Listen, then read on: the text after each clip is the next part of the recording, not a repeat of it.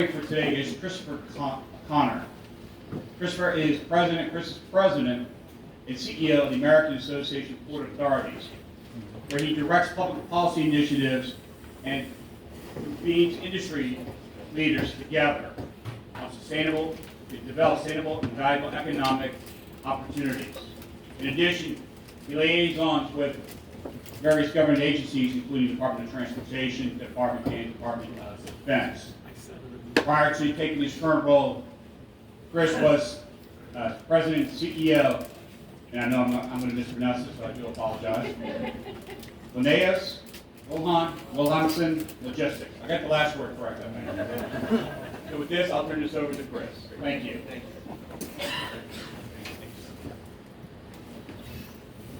It is a tough one. It's Linnaeus Wilhelmsen. Thank you.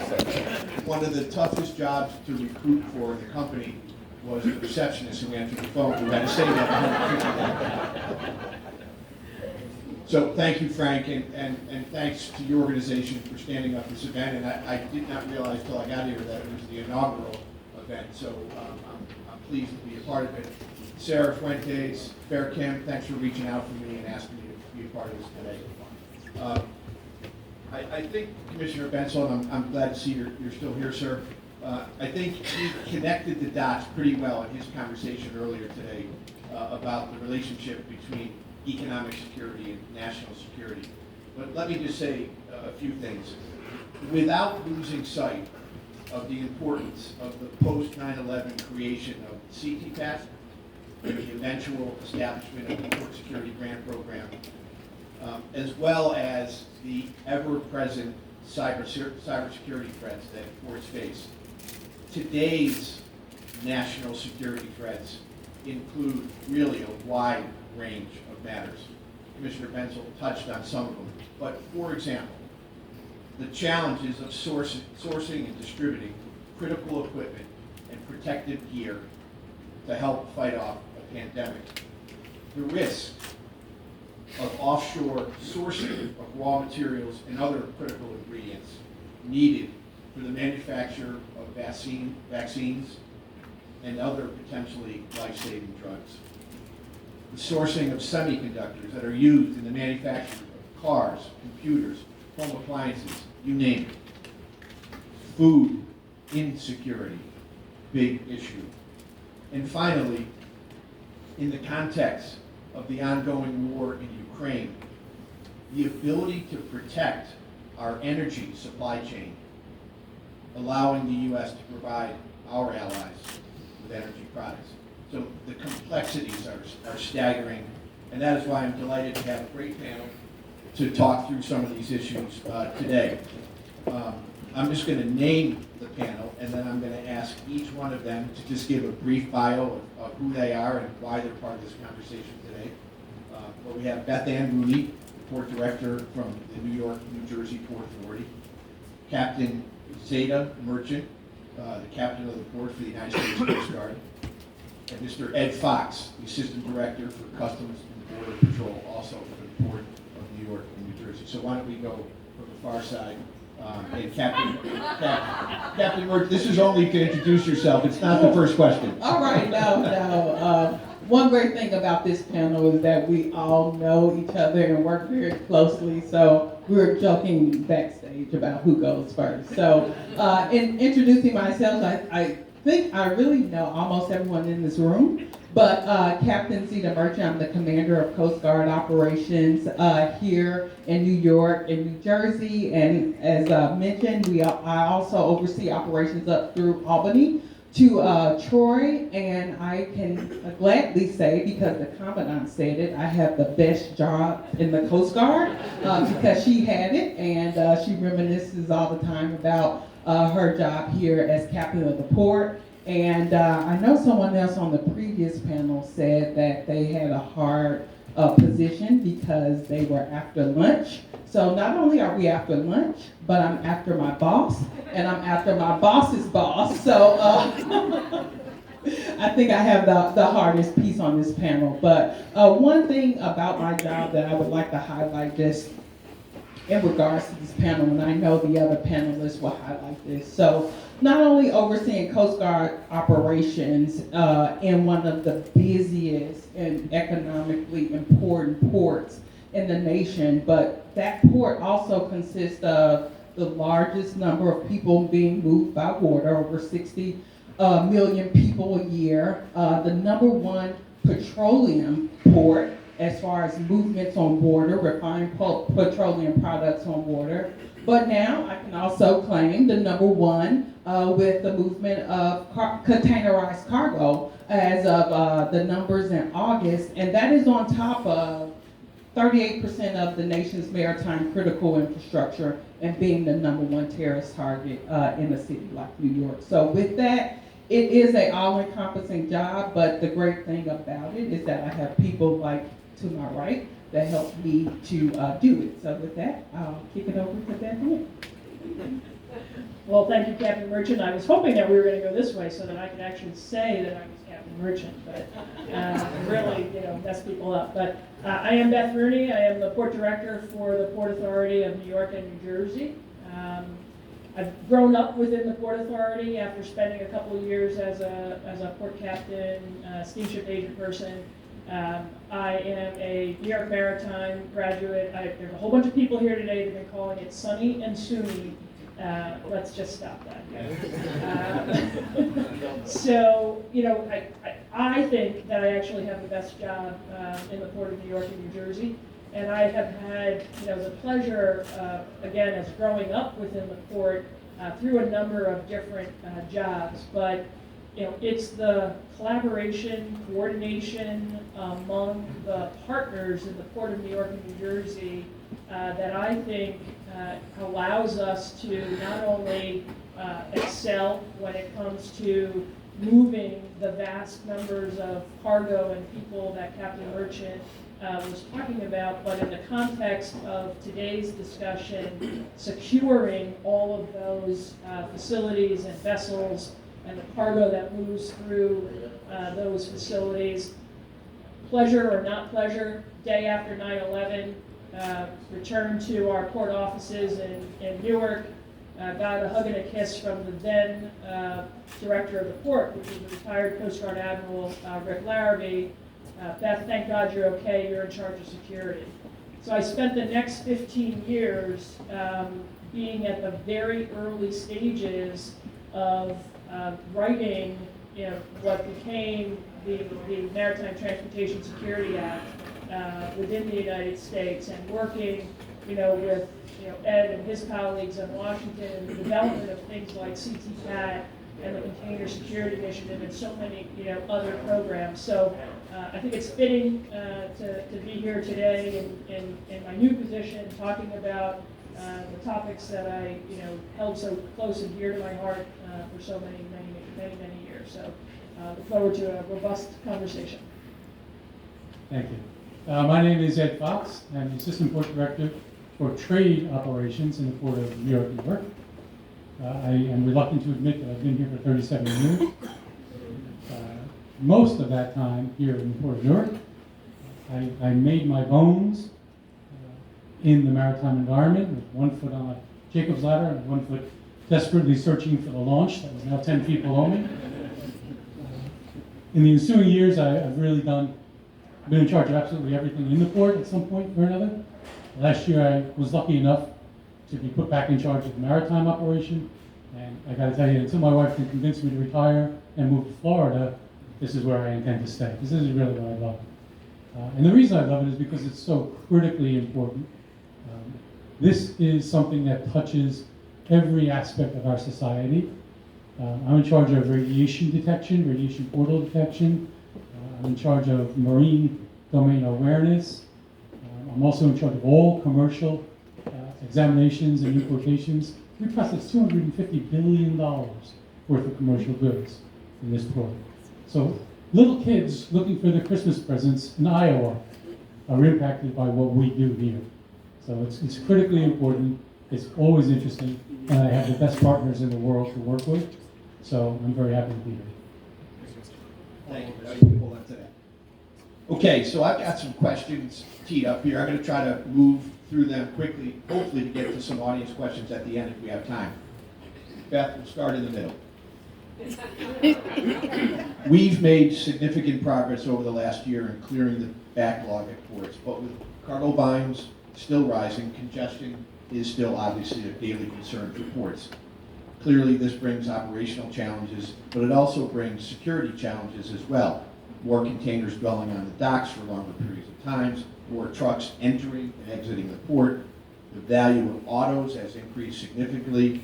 So what new security challenges have you seen over the past 2 years, and what changes have you had to make in order to keep the port secure? Great, good question, Chris. And I think the good news is that, the partners that we have, may have had to step up, the depth and breadth and extent, of the operations, but really not having to put any new programs in place. When I think of the new risks, though, that have emerged, in these last couple of years, I think there are several. One, that dwell time, so how long a container stays in the port, has doubled, if not tripled, at some points during the last 2 years. And cargo at rest is cargo at risk, right? So that certainly has been a concern. We've had a number of new services, a number of new ship lines that have never called the Port of New York and New Jersey before, start calling New York and New Jersey. And that, certainly, I think, gets the folks on either side of me looking, 2 or 3 times extra, at those vessels and those crew members. But there's been other dynamics that are going on in the environs around us that affect the port.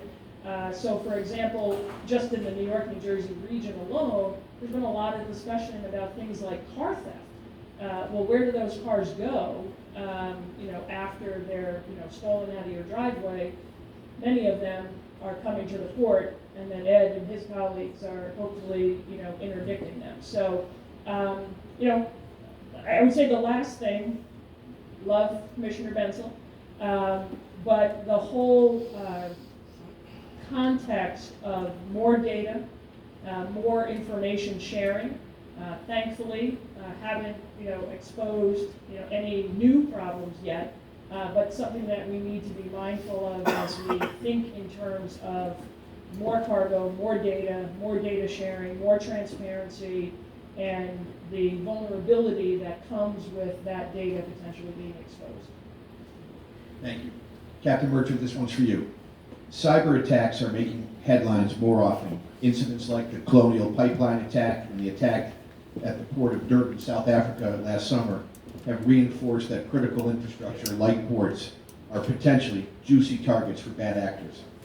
Can you talk about any increased attacks you are seeing and the steps that you and your Coast Guard colleagues are taking to work with ports to avert disasters?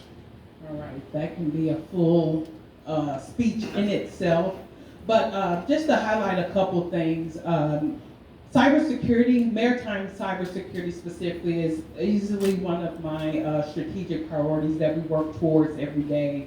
And some of you all may have heard me mention that the first day that I took over as the captain of the port was the day that the Colonial Pipeline ransomware attack happened. And being 26 years in the Coast Guard almost now, it's one of those things that you always look at as when you take over command or whenever you're in a new job, what will be my first issue? And that was my first issue. But one of the things that we often talk about is the fact that we are so quickly or able to respond to physical threats, but this wasn't a physical threat per se. And one of the things that I quickly thought about during that particular time with the Colonial Pipeline, which was already, which we highlighted earlier, is in my backyard in New Jersey, and that is where the pipeline stopped. It's our response to that. We are very knowledgeable on how to respond to search and rescue or oil spill and things of that such.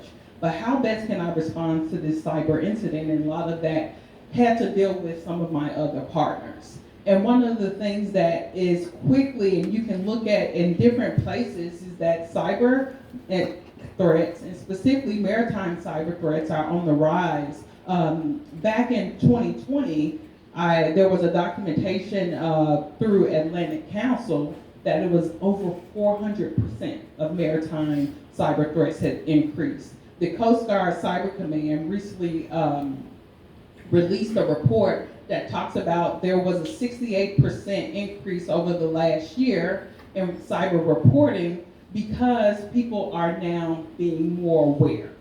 And with that awareness comes more reporting. With that awareness also comes the Coast Guard responsibility of oversight. And just recently, as October the 1st, all of our facilities, maritime facilities, are responsible for incorporating a cyber annex into their facility security plan.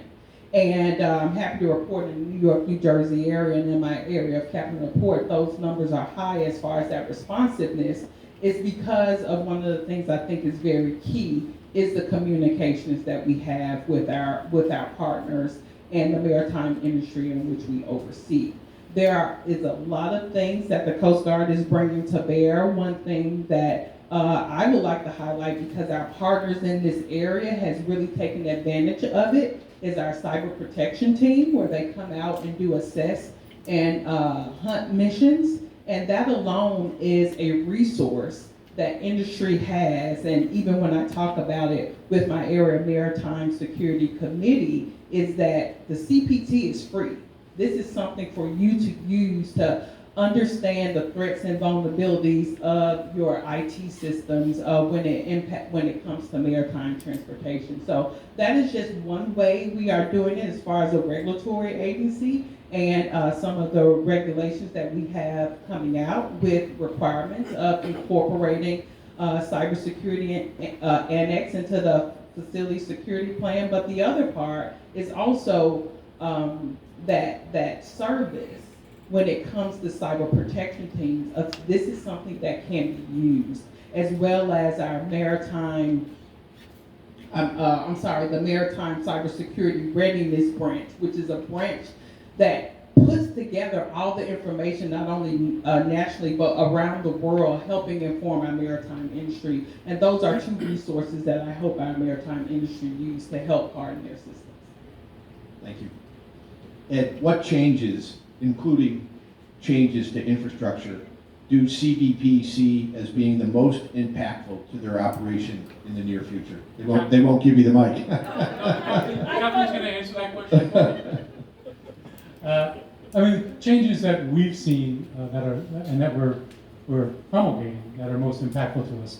First of all, I would say we've really changed the focus of our enforcement mission. We were really transactional for most of our history, most certainly for most of my career. That we were looking at bad actors, we looked at their act, we reacted to their act, and we took some action based on whatever it is they did. We've completely flipped the script on that. We are now intel-driven in every aspect of our enforcement operations, so that we're not just looking at the bad actor and the act he committed, but each piece of information that we garner from that encounter, we're turning into 12 other pieces of information that we're then feeding back to our partners, getting information from them, and moving our way upstream so that we not only are getting the bad actor, we're taking down the organization as well. And that's been a tremendous change for us and our ability to work in conjunction with our partners. The other impact that I would say that we've seen having the most impact is that change in unity of effort. We've pushed out blue shirts who traditionally do nothing but CBP work, and we push them out onto 48 different task forces with different agencies, from DEA, Coast Guard, HSI. We've got them out with state and local police. We've got one at the Regional Operations Center. We've got several with NYPD. And we're then able to not only provide them with the information that we already have in our systems, we have the largest database in the world of transactions regarding commercial movement of cargo. We have a database of 4 billion phone numbers and related entities. The Intel unit that we've set up just in Newark has responded to over 1,000 requests for information from our partners in the last year, providing them with information that they probably couldn't have gotten if they weren't able to access our assets. And so that unity of effort, whether it's parasitic devices on the side of a vessel, or it's internal conspiracies at the marine terminals themselves, where we're working very closely with the Port Authority and the marine terminal operators to provide some sort of domain awareness so that we can react to it. The ability to interact with all those people not only provides us with sufficient resource, but things that none of us individually could obtain, which is information. I'll quickly foot stomp that. See, I told you she was going to answer that. But no, I would really like to foot stomp that because it goes back to the collaboration that even Beth mentioned before. What we've been able to do via unity of effort, via our recon, and identifying what each one of us brings to the table, which is unique, and the synergy that comes out of actually working together. And I know one piece when it comes to the data is what we've been able to do with our container targeting, even on our side when it comes to hazmat and the threats that presents through that. So that's just one of the things I want to highlight because it is truly a unity effort and it results in a synergistic type of response that allow us to be better than we ever could alone. Thank you. Beth, back over to you. With the passage of the bipartisan infrastructure law, and for the audience, that's the bill that President Biden signed November 15th of last year that included historic federal funding for ports, or money in that bill was for ports specifically. There's been a lot of focus on traditional infrastructure investments, building a new terminal, rehabbing a wharf, extending rail lines and connectivity, but security infrastructure has largely been left out of that discussion. Can you share some of the security-related investments that you have made and what assistance ports like yours still need? Yeah, sure. So, again, I think you need to put at least the physical security, in the perspective of, we're 20 years past, the implementation of security regulations that required facility security plans approved by the Coast Guard and a whole host of physical measures now added, with cyber measures. So I think, what we have seen, at least in the Port of New York and New Jersey, each year for the last almost 20 years, there's about $500 million made, $250 million made available for port security grants, and then those are allocated to partners within each of the port areas. And I would say that most of those funds for the last 5 or 6 years, I'd say proportionately, are going to law enforcement and emergency response partners rather than port authorities or marine terminal operators, whether they're container terminal operators or oil terminals. And I think that really is because of the state of security within those facilities has been grossly elevated already. But now there's what's left to do, I think, is the bigger picture stuff that port authorities particularly, can help with to bring a number of discrete assets and terminals together, through systems. So, one of the things that the Port Authority is advancing now is, we have a facility that has MTSA regulated facilities within it, but there are dozens and dozens of tenants and customers and operators within the facility that are not under the purview of the Coast Guard regulations. So being able to advance security programs, to include those within that mix has been very important to us. So we are advancing what will be security requirements that go above and beyond MTSA that will be incorporated into all of our leases moving forward. As part of that, we've had a tenant security working group now that predates 9/11. We will be encouraging through our leases folks to participate in that.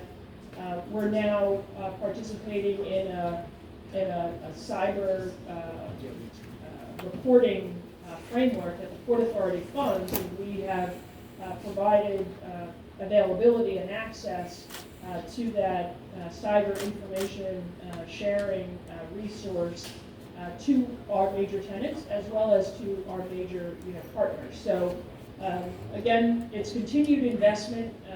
It's reinvestment in the things that we put in place in the early days post 9/11, because now those are becoming obsolete or they're passing their useful life.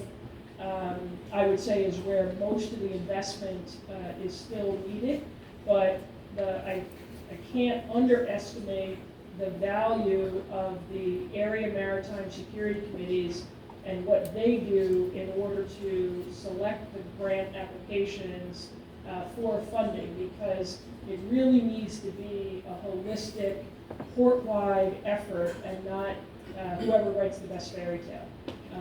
Because we've seen plenty of grants awarded to fairy tale operators.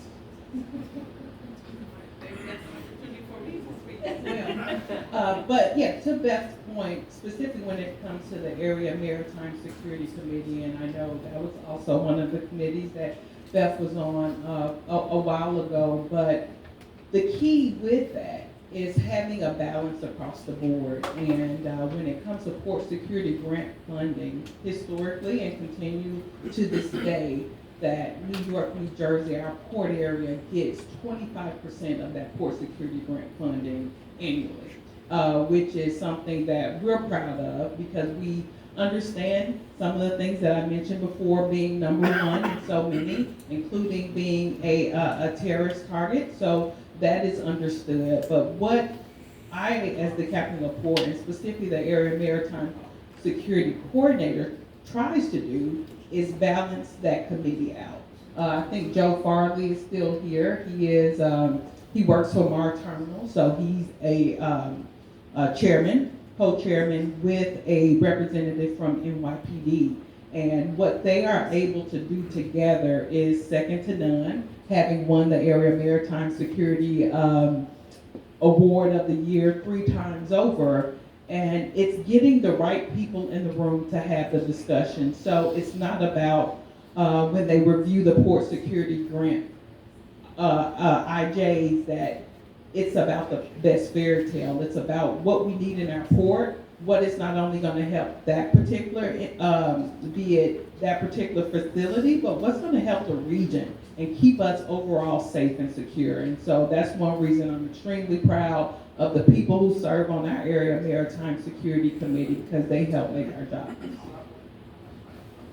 I think I'll come back to you, Beth, privately on this, but as your advocate federally in Washington, I'd love to know, as Commissioner Benchel said, what's your ask, in terms of the needs you have for the future? That's something we'd love to zero in on. Mr. Fox, for you. Will the emerging trends to nearshoring in the manufacturing sectors have any impact on CBP operations? Yes, and the impact they'll have primarily are shifts in our priorities. We'll be looking at changing our targeting procedures from focuses on, for example, Uyghur UFLPA, the Uyghur Forced Labor Protection Act is an act that focuses on the Uyghur region in China.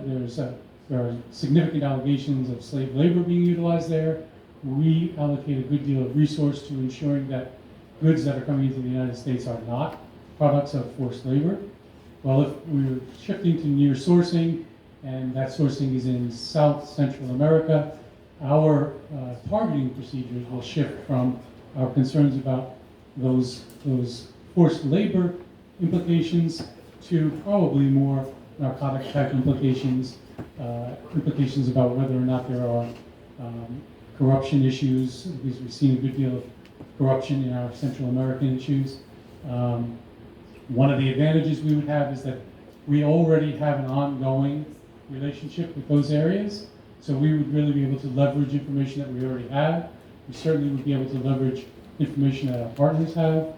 We're partners with investigative agencies who have assets on the ground in those areas. So it would be easy for us to pretty quickly get up to speed in terms of making sure that goods and quantities that are coming out of near-sourced countries are legitimate trade. And as somebody, Sam, I think said before, we are an agency that is concerned with trade. You got half the mission right. We're concerned with facilitating legitimate trade while enforcing laws and regulations to make sure that those bad actors are not able to facilitate any illegal activities. Great, thank you. Captain Merchant, what's one current and one emerging maritime threat that keeps you up at night, or, as I understand, might get you up in the morning?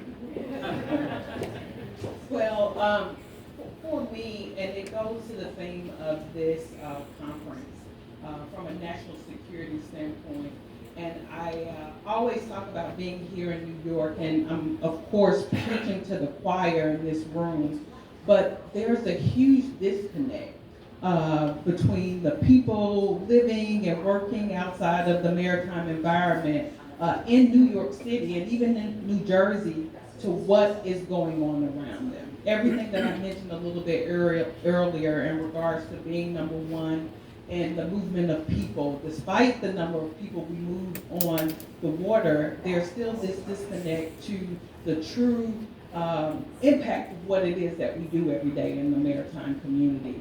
And that is one thing that actually gets me up in the morning, is being able to tell our story, help people understand the need for more people like we see here to be interested in the maritime community, to look at ways to be a part of the maritime community and tell our story, because as we always highlight, over 90% of goods are moved via our waterways and our maritime transportation system. And it is funny how it's lost on the American public of that significance of what everyone in this room brings to making that happen. So that gets me up in the morning. But what keeps me up at night is actually when it comes to a possible incident in the maritime transportation system like cyber, and being ready for that. Because not only do we have a challenge across the board with talent management and just human resources being in our industry, is how do we best respond? How do we best make sure we have, we're teaching people what it is that they need to know to be able to respond, being able to identify threats. Some of the trends that was in the report that I mentioned earlier when it came to threats in the maritime community with cybersecurity was still the basics of people using 1, 2, 3, 4 for their password, or my password is password. It was basic things of that nature that our assessment teams were seeing when they went to some of our industry partners.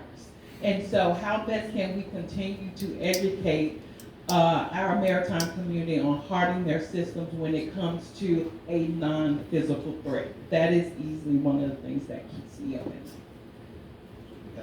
Definitely understand that. Because your password is not password. No, ma'am. Okay. I didn't even think you could still do that. I think. Beth, this was a question that actually came to us in preparing for this from one of our members, AAPA members, not a port, but a technology company who's very focused on the data side of things. So I think Commissioner Bensel will probably recognize this. But do you think that MTOs, your tenants at your port complex, would plan their local pickup differently if they knew that the containers were customs cleared, carrier released, and a pickup appointment was in place prior to the vessel discharge? Would this create a more efficient stack system with less need to dig out containers for the local pickup? Well, you may not like this answer either. Joe, correct me if I'm wrong, but for the most part, that's happening today. So, as long as, Customs has identified those containers that they need to take a look at, those are, put in a different location of the terminal. In the event that, whether it's shippers or truckers, are able to and willing to provide advanced information to the terminal operators about their desire and their intent to pick up the boxes or not to pick up the boxes, then the terminal operators, will put those, into, different locations. But I think the value of the information is not just for what the terminal operators will do, but it's about what the rest of the supply chain will do.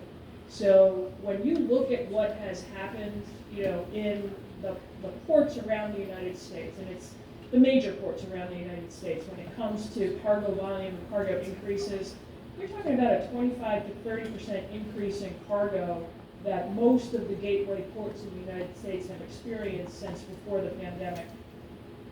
That comes, with a tremendous amount of pressure on the ports and on the terminals. And the terminals, for the most part, have all been able to handle it. And I'll speak just specifically to New York and New Jersey. You didn't see the backlog, welcome Captain, of the ships, out at the anchorage, because the terminals have had the capacity in order to handle that increase in volume. And when did we begin to start having more ships at the anchorage? February, March, unfortunately, of this year. And that, again, is not because of the capacity of the terminal, but the capacity of the rest of the supply chain. So the importance of the data, I think, is less to what the terminals are going to do differently than what is the rest of the industry going to do differently. And not only do they need to do something different, and it's what will bring fluidity back to the supply chain in totality, is going to be information, having that information and using it for planning purposes, changes in behavior. We can't continue to do the same operation that we were doing, 10, 15, 20, 25 years ago and expect different results. When you're handling, a 28% increase in cargo in the last, just 2 years. So yeah, terminal operators do that today. They will continue to adjust, but we need that information so that the rest of the supply chain can plan their assets, plan their resources, and be able to match what the terminal operators are able to produce and put out. Great. Actually giving great for helping not having vessels in anchorage. Going to go over to Ed Fox. You too, Chris. And this is another question that's kind of in the data theme. It picks up a little bit on what Beth just responded to. But in order to ensure that as much cargo as possible would be ready to move out of a terminal upon discharge from a vessel, has or would CBP be willing to consider shifting their policy on when they begin processing customs entries to any time after vessel departure from port of loading on board the vessel bound for the U.S. So essentially, we can do that now. Brokers can file an entry in ACE as soon as the bill has been transmitted. And if the entry marries up against the bill, the entry would go into admissible status. Admissible status means that it is past all edits, it's a clean entry, there are no reasons that we want to look at it, it matches up with the bill of lading, it's good to go. When it hits what we call the release window, which is 5 days out from the vessel arrival, it automatically in the system goes into release status. So, and the MTOs and the carriers all have visibility, they all know exactly what that status is. I'm not aware of any issues where the release of that entry is holding up the discharge of the container from the terminal. But I guess the short answer to your question is, yes, we could do that. Right now, there probably isn't a reason for us to do it. And the reason that we want to maintain that 5-day window, as opposed to putting it out to the date of lading, is that new information does come in. So if 6 days out from arrival, I get intel that says XYZ is a bad actor, and he's filed an entry that's sitting now in admissible status, when I put that new information into the system, it comes out of admissible status, and it goes into hold status. So I would be reluctant, unless it's causing some sort of delay, I would be reluctant to alter that 5-day release window. I'd like to open up to questions from the floor for any of the panels or the moderator. Sarah? When you talk about these bad actors and threats, are they mostly financially motivated? Are they ideological? Is it state actors? Where are most of these threats, either physical or cyber, coming from? So from the CBP perspective, we're seeing threats from all areas. We're seeing terrorism, and we're seeing narcotics. We're seeing stolen vehicles, as Beth just alluded to. We're seeing movement, illicit movement of currency. We're seeing in the air environment for Newark, we're seeing trafficking of individuals. So the threats, we are an all-threat agency, and I'm afraid that that's the way it's going to be for a long, long time. The biggest threats for us in this area are narcotics, terrorism, and then financial money.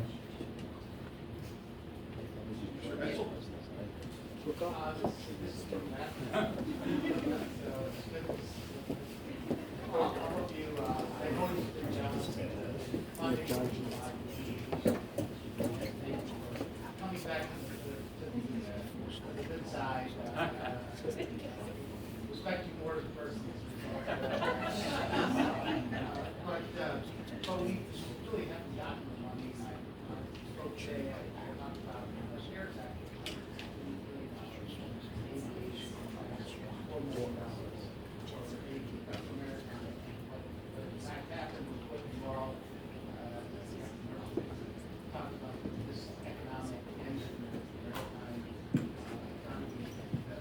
So, what's the revenue? We've talked about this before, and I was,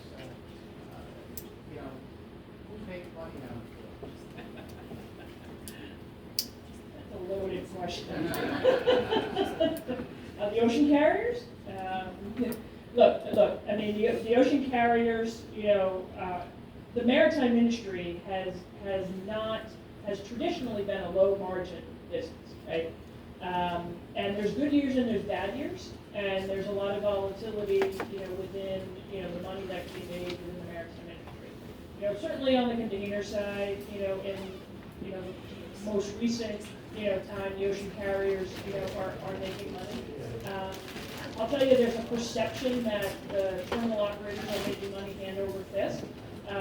But what the folks that accuse the terminal operators of making money hand over fist don't see is all of the cost of the inefficiencies that are created, and the additional manpower and the additional, handling and, things like that go into that result from the causes, of the long laden containers that, they're collecting demurrage on. So, and demurrage being, a fee for taking up a parking space, within a terminal. But I'll give you just one example. One of our terminal operators spends about $30 million a year to open their terminal gates on a Saturday. And the terminal gates on a Saturday have been opened at the request of the trucking community, who said, we need more capacity, we need more access to the terminals. And for 20 months, our terminal operators have been open consistently on Saturdays. And for the last 20 months, 4%, 4, of our total cargo movement has happened on Saturdays. It's not sustainable. So, that cost that is coming into operating the terminals is at the expense of the terminal operators, because the rest of the supply chain isn't adjusting their operations. Now, I understand that there's a whole bunch of inefficiencies in the business right now that's costing the trucking community a ton of money, no doubt about it. But the trucking community and everybody else down the line has to be willing to change their behavior.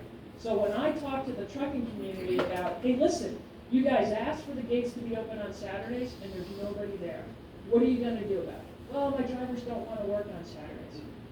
Ed, you don't want to work for me on Saturday? Go find another job.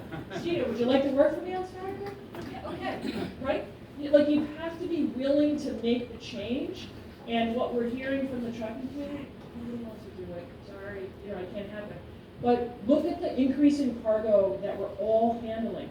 We cannot continue to do it Monday through Friday, 6 a.m. to 6 p.m. It's impossible. You know, and just to your earlier point, Commissioner, about, you know, where's the federal money going? It goes back to what Zita was saying with regards to nobody knows about our industry.